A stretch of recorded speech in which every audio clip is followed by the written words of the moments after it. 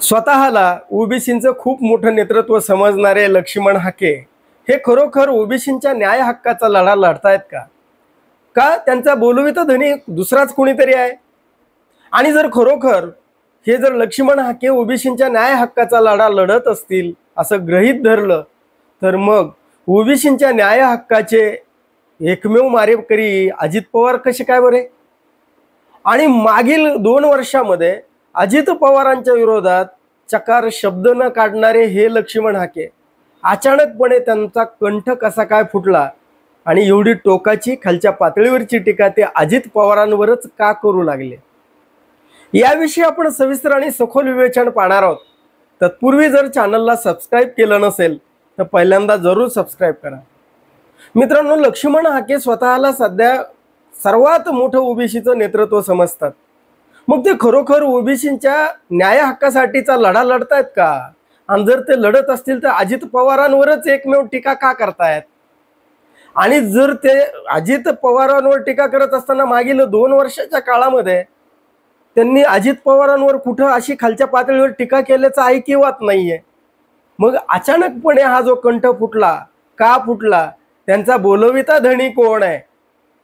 हे जर आपल्याला समजून घ्यायचं असेल तर आपल्याला या लक्ष्मण हाकेंचा थोडा इतिहास पाहावा लागतो. आणि ही सुरुवात मनोज जरांगे पाटील यांच्या मराठा आरक्षणाच्या आंदोलनापासून करावी लागते. मनोज जरांगे पाटील यांनी मराठा आरक्षणाचं आंदोलन चालू केलं आणि सरसकट मराठ्यांचा समावेश हा कुणबीमध्ये करून ओबीसीमध्ये त्यांना आरक्षण द्यावं या मागणीसाठी मनोज जरांगे पाटील यांनी आंदोलन उभं केलं. आणि हे आंदोलन कुठंतरी ओबीसींच्या न्याय हक्काला धक्का देणार आहे, कुठंतरी ते ओबीसींवर अन्याय करणार आहे असं छगन भुजबळांना वाटलं नव्हे, त्यांना खात्री पटली आणि ते मैदानात उतरले. आता छगन भुजबळ मैदानात उतरले आणि त्यांनी ज्यावेळी बरं का की ती वेळ अशी होती की मनोज जरांगे पाटलांवर एक शब्द बोलण्याचं धाडस सत्तेतला कोणताही नेता, कुणीच कार्यकर्ता करू शकत नव्हता. त्यावेळी छगन भुजबळांनी या मनोज जरांगे पाटलांना अंगावर घेतलं. जशी टीका केली तशी त्यांनी सोसली सुद्धा.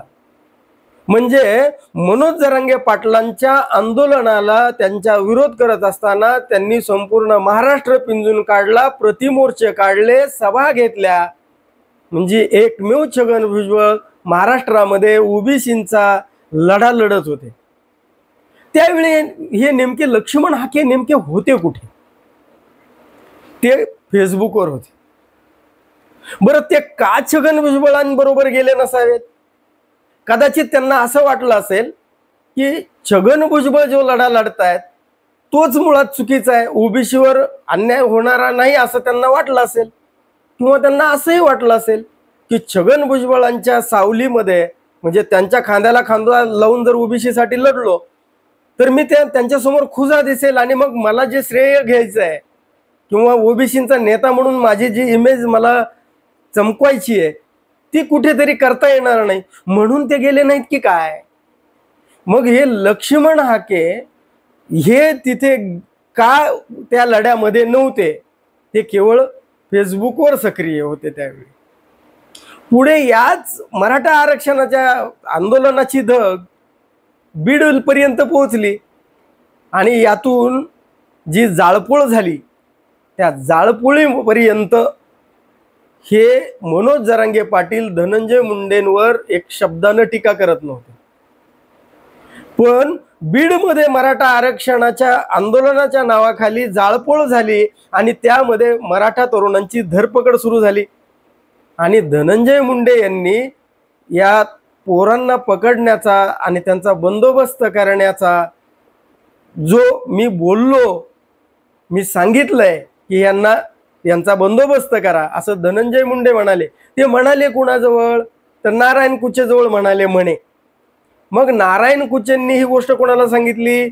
मनोज जरांगे पाटलांना सांगितले. आणि मनोज जरांगे पाटलांनी हे अगदी जाहीर सभेमध्ये सांगितलं की तुम्ही असं बोलले म्हणजे मराठ्यांची पोरं तुम्ही पकडायला लावली पोलिसांना असं तुम्ही म्हटले. आणि तिथून खरा हा सामाजिक संघर्ष चालू झाला. आणि मग ह्या टीका तिथून पुढे मनोज जरांगे पाटील धनंजय मुंडेंवर टीका करू लागले. मग धनंजय मुंडेंवर टीका करू लागले त्यावेळी धनंजय मुंडेंची नजर या लक्ष्मण हाकेवर पडली म्हणा, अथवा लक्ष्मण हाके धनंजय मुंडेंच्या वर्तुळात गेले म्हणा. पण ते हे असं घडलंय. मग वाल्मिक कराडांच्या भेटी गाठी, त्यांचे फोटो आजही तुम्हाला समाज माध्यमावर पाहायला मिळतात. मग त्या भेटी गाठीमध्ये आणि तिथे मग तिथून ठरलं की जो लक्ष्मण हाके आहेत त्यांनी ह्या जरांगे पाटलांच्या विरोधामध्ये म्हणजे उपोषण चालू केलं. आठवून बघा. उपोषण चालू केल्यानंतर ते उपोषणाच्या त्या लक्ष्मण हाकेंच्या भोवती कोण होतं, तर ते मुंडे समर्थक होते. आणि ओबीसी समाजातल्या सगळ्यांच्या स्टेटसवर लक्ष्मण हाके झळकू लागले. खरा लढा छगन भुजबळांनी लढला, स्टेटसला लक्ष्मण हाके गेले. केवळ आणि केवळ मराठा आणि वंजारी समाज या दोघांच्या सामाजिक संघर्षामध्ये कुठंतरी लक्ष्मण हाकेनं म्हणजे हे दरी वाढवण्याचं काम केलं, आग लावण्याचं काम केलं असं नक्की म्हणता येईल. आणि मग तिथून पुढे पंकजाताईंचा दसरा मेळावा, त्या दसरा मेळाव्यामध्ये लक्ष्मण हाकेंना वाल्मिक कराडांनी निमंत्रित केलं. आणि ते निमंत्रित केल्याचं अधोरेखित म्हणजे वाल्मिक कराडांच्या निमंत्रणावरून इथं आलेले लक्ष्मण हाके म्हणजे असं अधोरेखित करून हे लक्ष्मण हाके वाल्मिक कराड यांच्या निमंत्रणावरून म्हणजे ते त्यांच्या जवळचे आहेत असं पंकजाताईंनी अधोरेखित केलं होतं. आणि त्याच सुमारास संतोष देशमुख हत्याकांड घडलं.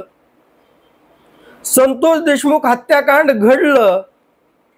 प्रमुख आरोपी म्हणून वाल्मिक कराड यांचं नाव पुढे आलं. त्यावेळी सुद्धा लक्ष्मण हाके यांनी वाल्मिक कराड कसे दोषी नाहीत, त्यांना अडकवलं जातंय अशी त्यांची त्या काळची भाषणं, त्यांच्या बाईट काढून बघा. लक्ष्मण हाकेंनी सरळ सरळ वाल्मिक कराड यांची बाजू घेतली. आणि ती घेत असताना ढाल मात्र वापरली ती ओबीसी समाजाची.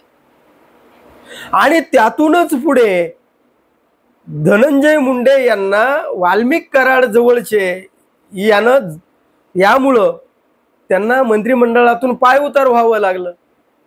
आणि मग हे लक्ष्मण हाके हे फार तळमळले.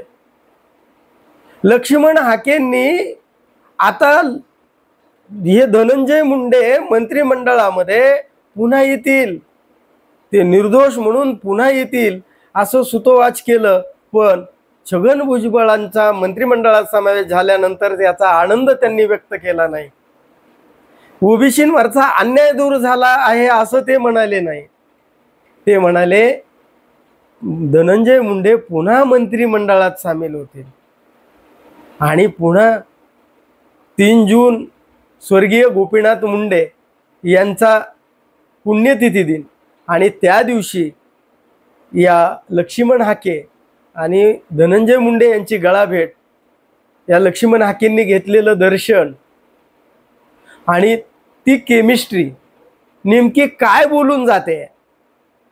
म्हणजे खरोखर लक्ष्मण हाके ओबीसींच्या न्याय हक्काचा लढा लढतायत का त्यांचा बोलविता धनी इतर दुसरा कोणीतरी आहे.